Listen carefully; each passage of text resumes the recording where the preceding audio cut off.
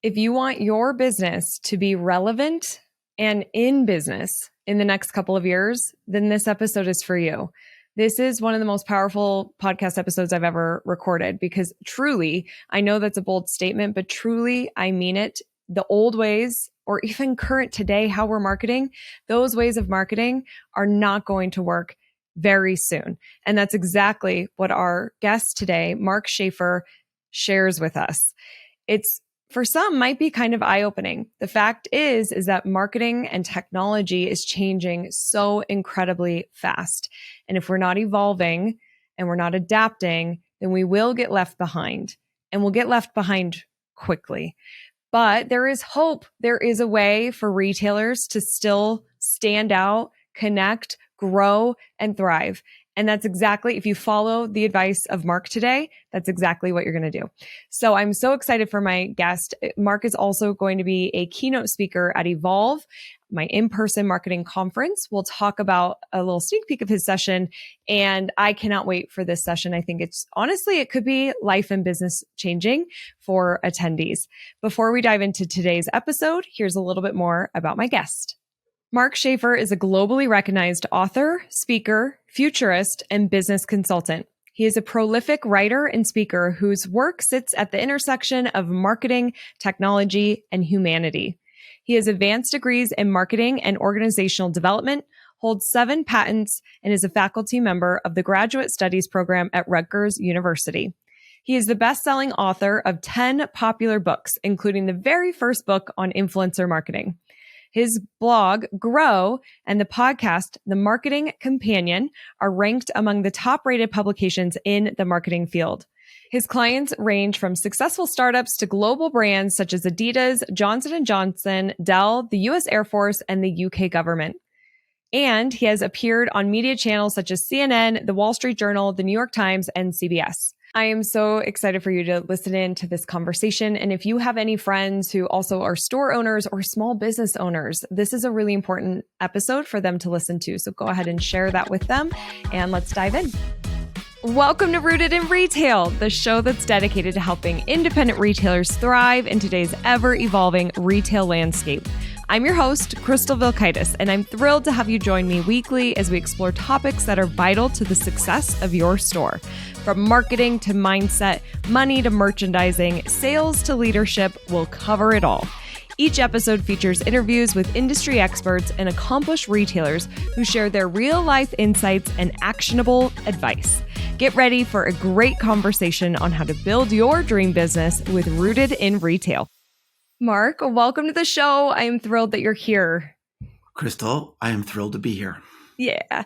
So I heard you speak many years ago at the Social Media Examiner, Social Media Marketing World, and you were one of my favorite presenters. You are so real. What you were saying was so helpful to the audience. They were connecting. It was engaging. You're funny. And I feel like you have a heart to help. And that's really what we model after at Crystal Media. I'm really happy to help our retailers. So I'm really grateful for your time today. Thank you for being here. Well, thank you. And I look forward to coming out and seeing you in Denver soon.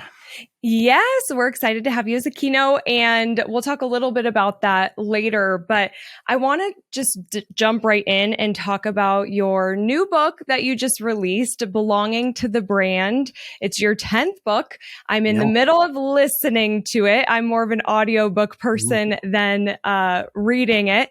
But I have to say, I am so incredibly excited that it's about community because our audience is independent retailers, and most of them have brick and mortar storefronts. So they're actually physically a part of the community. Sure. Obviously, there's a lot of ways to create community, but what made you write a book about community and connecting it to marketing? Well, this was really an idea, Crystal, that was the seed was planted when I wrote, there's a book called Marketing Rebellion. This is a very popular book I wrote in 2019. And one of the chapters in that book was about belonging and community.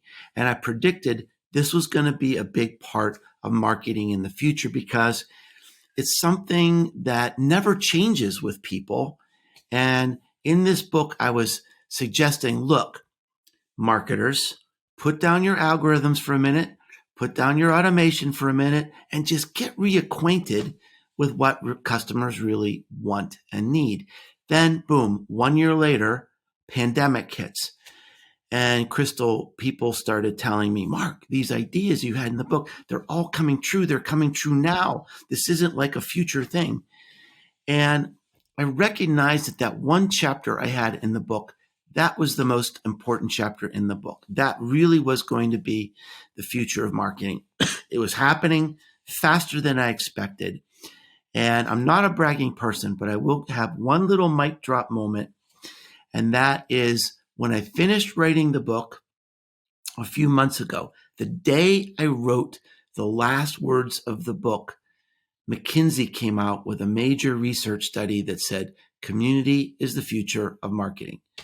And boom, I had already written this book. So I think I got it right. And I think it's just the right time.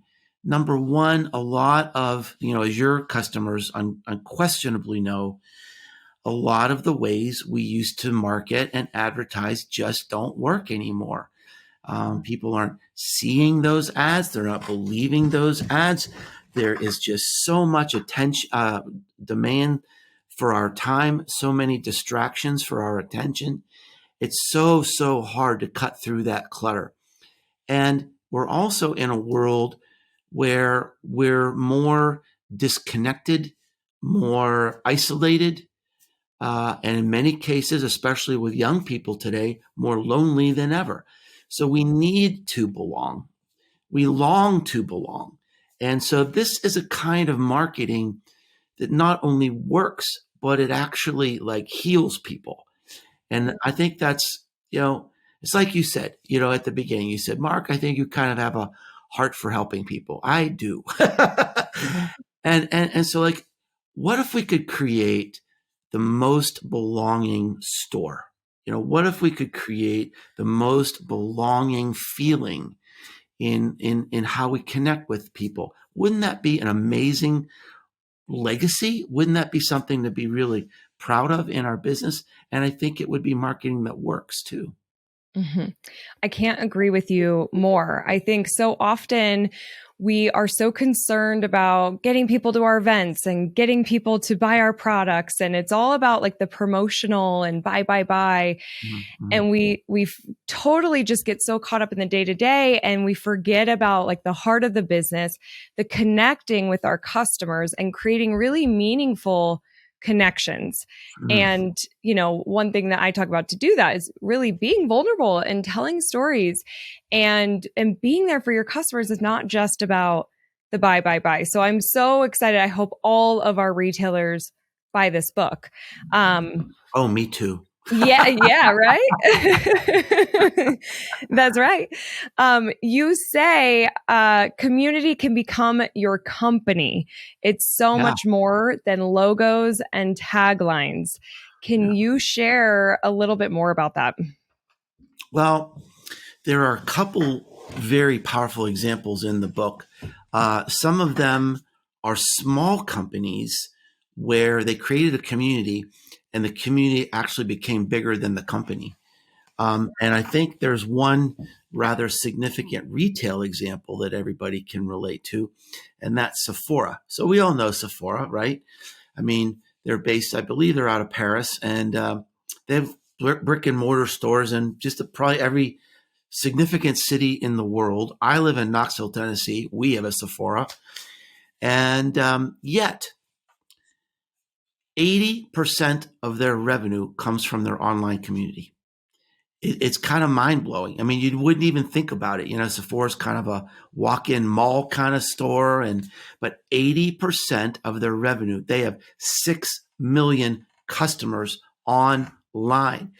And, one of the themes that I talk about in Marketing Rebellion is that because people block out advertising and marketing messaging, increasingly our customer is the marketer. That's why we buy things, because our friends are talking about that and recommending that. Well, guess what's happening in this Sephora community? everybody's trying these things and they're talking about these things. They're saying, try this and look how this worked. And they're just selling things to each other. And it's really quite remarkable. I estimate Sephora's probably spending about $2 billion on their community. And yet they don't measure the success of the community through retail sales. It's through engagement, because they say if we're creating a place that people want to gather and share ideas, then that's a leading indicator to sales. Wow. That is such a great example. And that is something that I heard you say, of having your customers be advocates for you instead of it's not just a customer, it's a community advocate. And if we start thinking of our customers in that way, that they're not customers, I think that it allows us to kind of flip the script on marketing. And I think specifically with social media, since I'm so rooted in social, on creating that content and how we're really showing up and how we're connecting with those customers and creating that community for those conversations. So good. One of the things I'm going to be talking about when I see you in at your event is that there is this research that shows, and this was completed in 2019 before the pandemic. So I think the number is even higher now, but about 2/3 of our marketing is occurring without us. 2/3 of our marketing is occurring by what people are saying to each other, what they're sharing on social media, reviews, testimonies, even these people we call influencers, who are really just our friends, people that we trust, And so I mean, this idea of the customer is the marketer. How do we help the customer do their job? That's really the marketing mindset we need to have today. Yes. Perfect example of this. I was getting my hair cut yesterday. I chopped off a lot of my hair. It and looks great, by the way. Thank you so much. And I am sitting there with Katie, and she's like, oh, by the way, I went into Pilar this weekend. Oh, I love that shop, because last time I was in, I'm like, you got to go to Pilar. It's my favorite boutique. I buy whatever I need for outfits. I go there, and then I see her again, and then there she is shopping. So we are the marketers. Yes, absolutely. Okay. So speaking obviously of marketing, that's what we're talking so much about. I also heard you say that we will not recognize marketing in 2 years. Can you elaborate on that? Oh my goodness. So much is changing, So like, what was it? Maybe 2 months ago? I think it's either 2 months ago or 2 years ago. The time's gone so fast, I can't tell. We had this little thing enter our world called ChatGPT, right? For starters. And Crystal, I was an early adopter trying this thing out. And I wrote something on my blog. I wrote words I have never said or written before. Marketing has changed forever right now. Even when the internet started, you kind of needed a few years to figure out where's this thing going, right? Certainly it's the same way with Web3 or the metaverse. But unleashing artificial intelligence in a user experience that's as easy as Google changes the world. And we're seeing it happen. I mean, 2 million people signed up for ChatGPT in the first 2 weeks. It was the fastest adoption of any technology in the history of the human race. And it's just beginning. It's just beginning. And it's going to seep into our lives, our businesses, our customers' lives in very interesting ways. It's going to help marketing. It's going to hurt marketing. It's going to challenge marketing. One of the things I talk about in my book, on just another way that marketing is changing a lot, is the new ways that people are meeting and gathering. So like a lot of our businesses might depend on a social listening platform.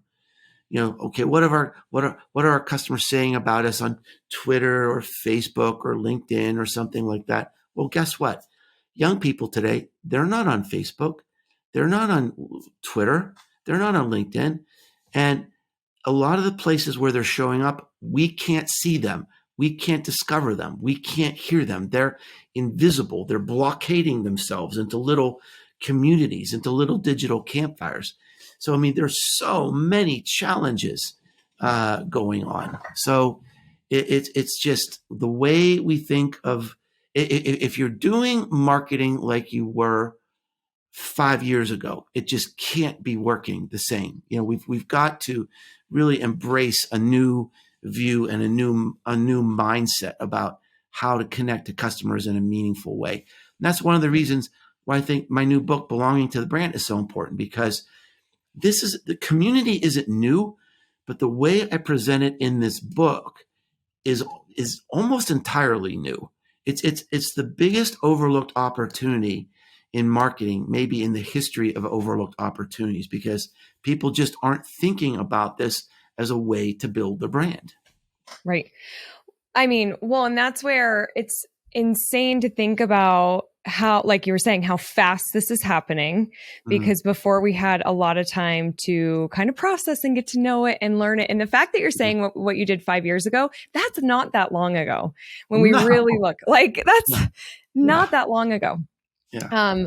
So your book truly cannot come at a better time to really help people set themselves up for success and stay in front of their customers. Because you're right. I think of the app Be Real, where you're just like in the moment right now and you just take a picture of where you are and it's the front and back camera.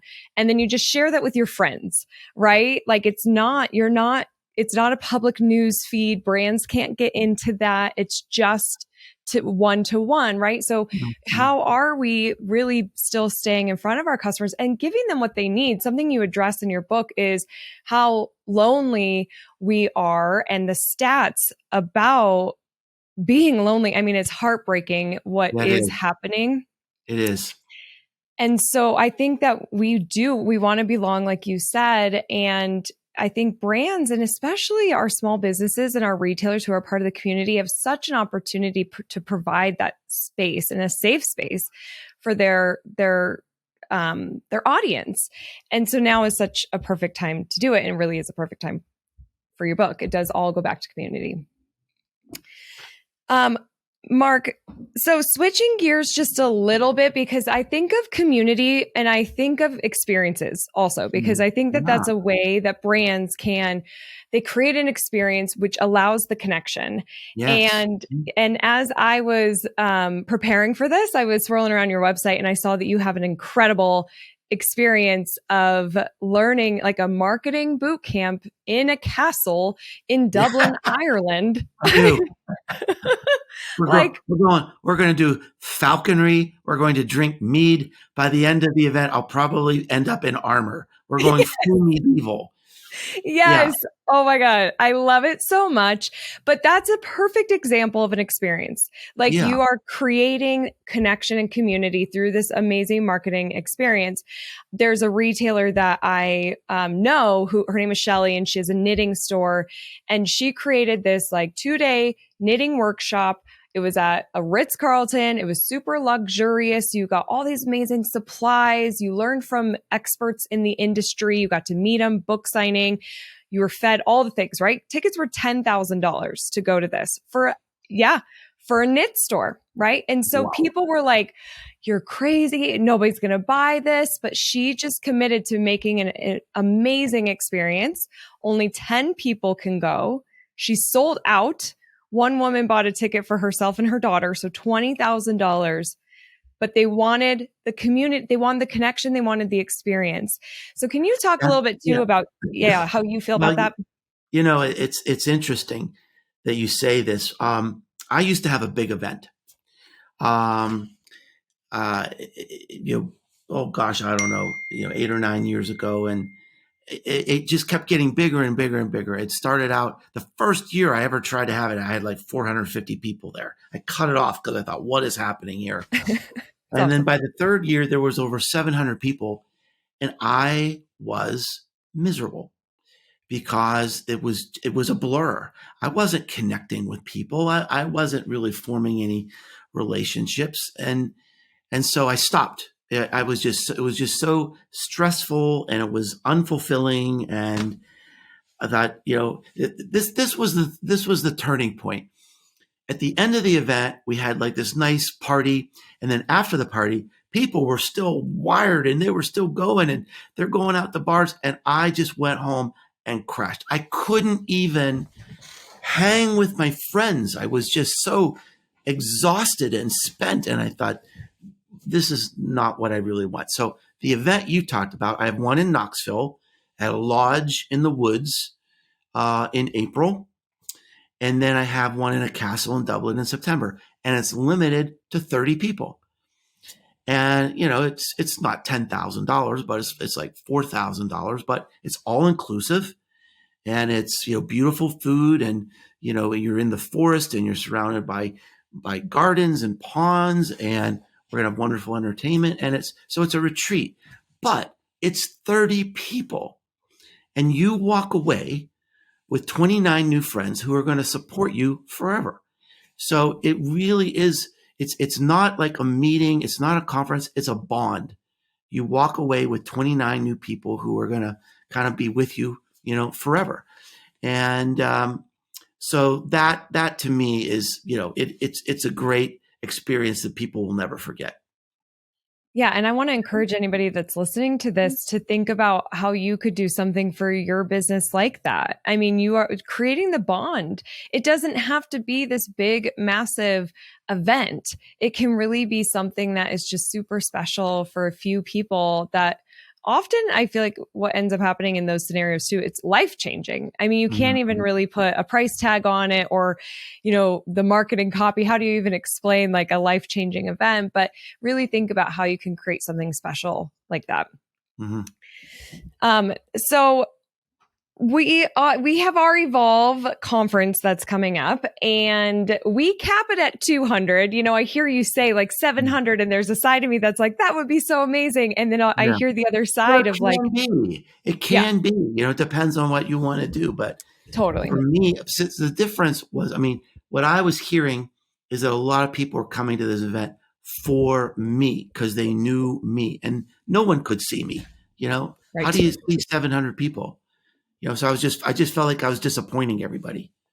I totally get that. I mean, I've been to events where I go for that person, and really the only way they can do it is you've got the step and repeat, where you step up, you take your picture, shake the hand, see you later. And it's just not at all meaningful. And I know that's so hard on the people that put on these events, but you're right.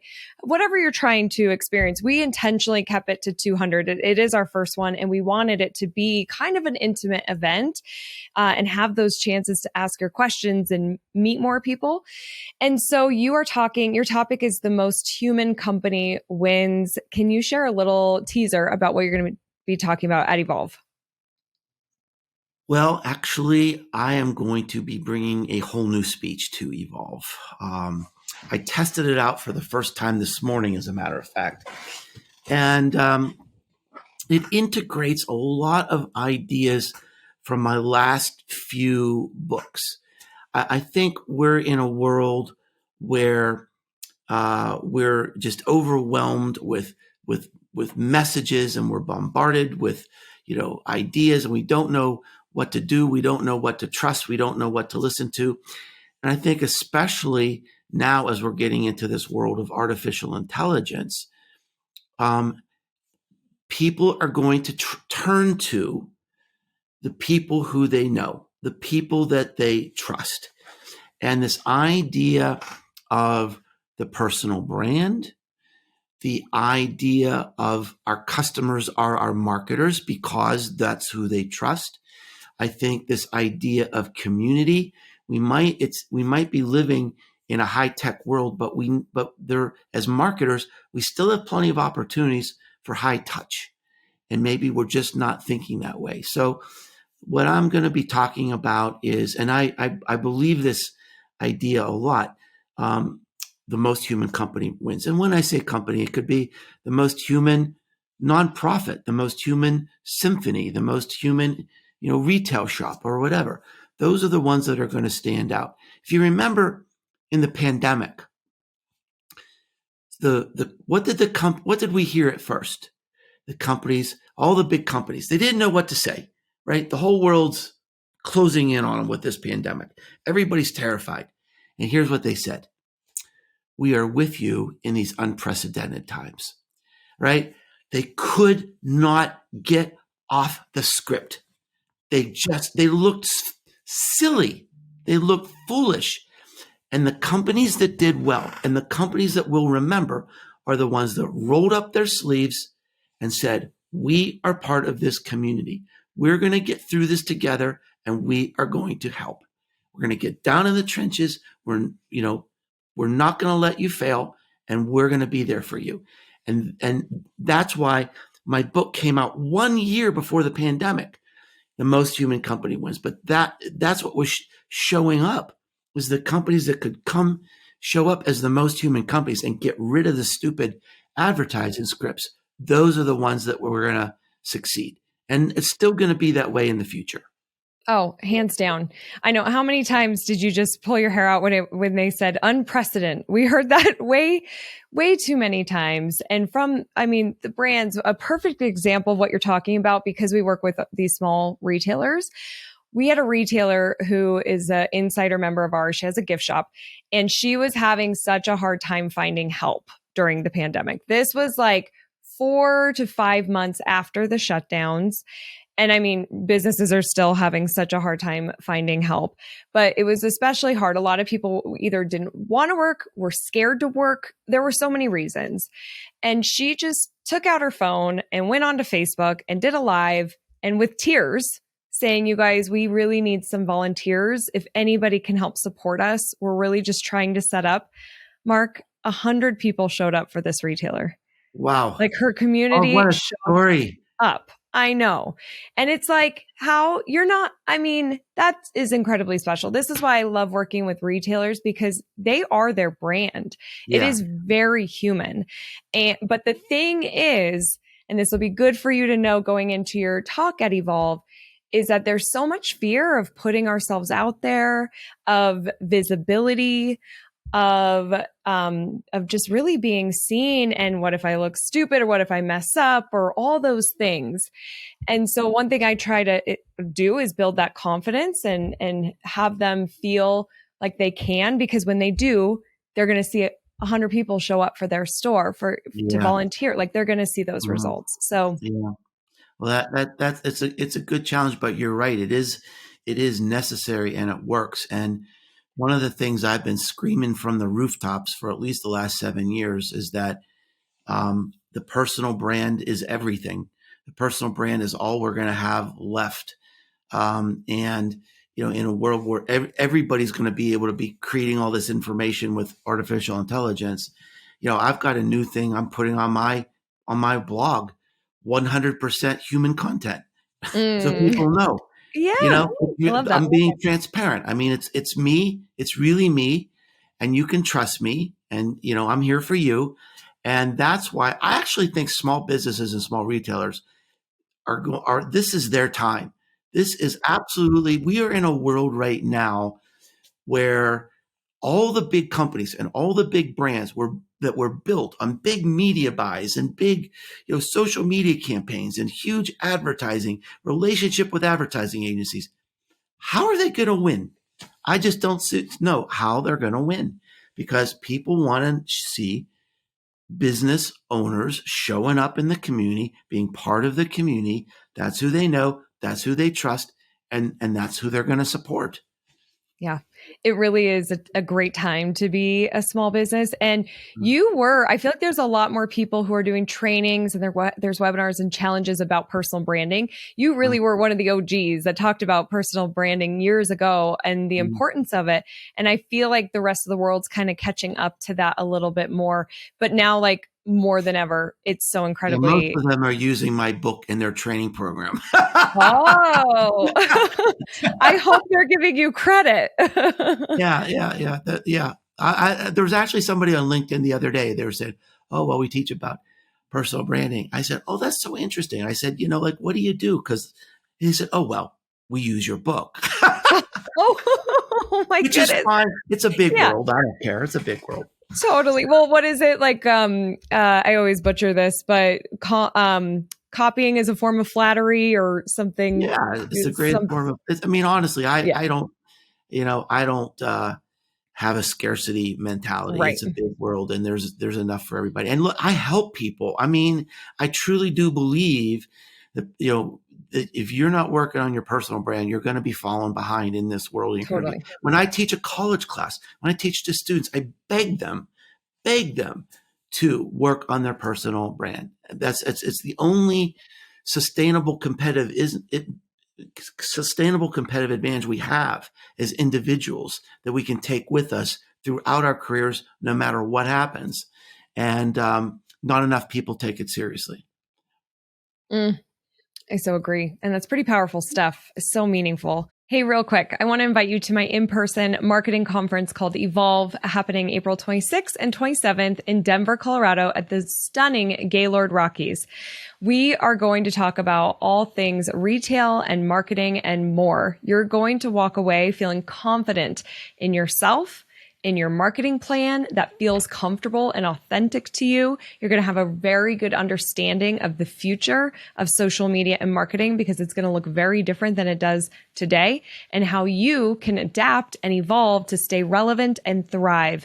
Many businesses won't do that, and you can if you come to Evolve. We're going to have other topics as it relates to social media and marketing, as well as inventory management, money, mindset, leadership. This is a packed agenda, plus time for networking, meeting new retailer friends, and getting your questions answered from me and my team and our speakers. I'd love to see you in the room. So go to crystalmediaco.com/evolve to get your ticket. Seating is limited, so hurry and grab your ticket before we sell out. I hope to see you there. Mark, we're going to move into our resilient round, where we've got some questions Sounds for very quick. intimidating. Yeah. Oh, you're going to do great. I know it. I don't know. I hate speed rounds of any kind. I'm a very Oh, slow thinker. no. Okay. Well, you know what? You could take your time. You could totally do whatever you're comfortable with.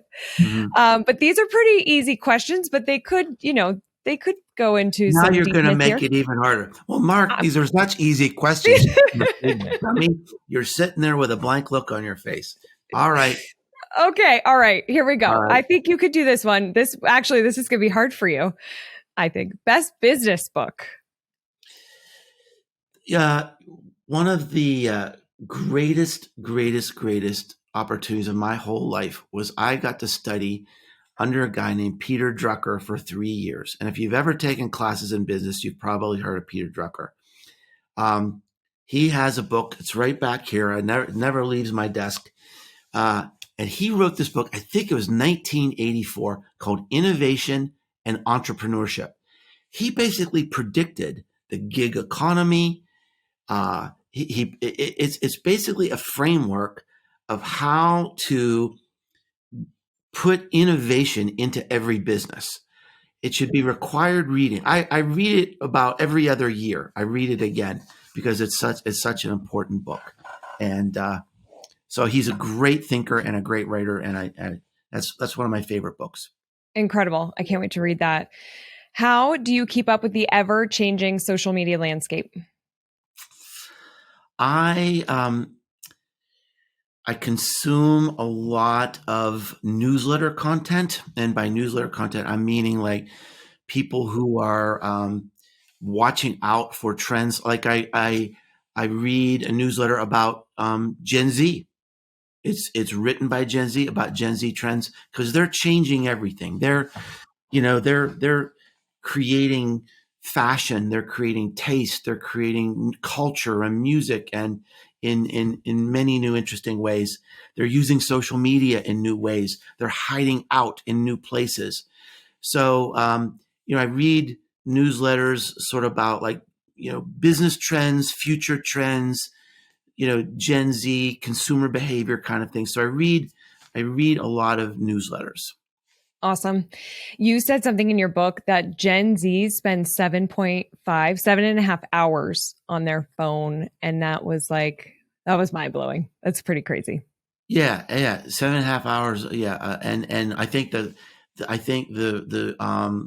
average for everybody else is like 2.5 hours or something like that, Yeah.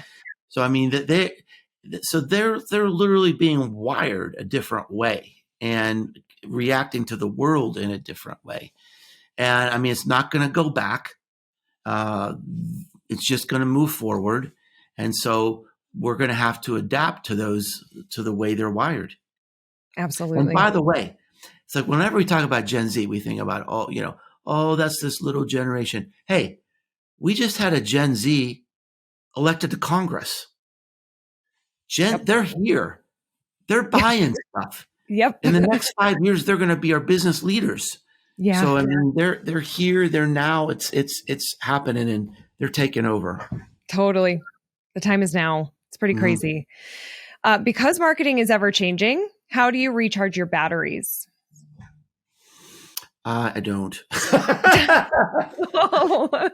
No, I honestly, I go. I love nature. I love Mm, nature, and we are really fortunate that we live in a beautiful part of the country. I live in Tennessee, and I live in the foothills of the Great Smoky Mountain National Park.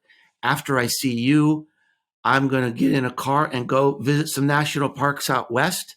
I'm going to get recharged. I'm going to visit some friends in Denver. I'm going to go see some of the national parks I haven't seen.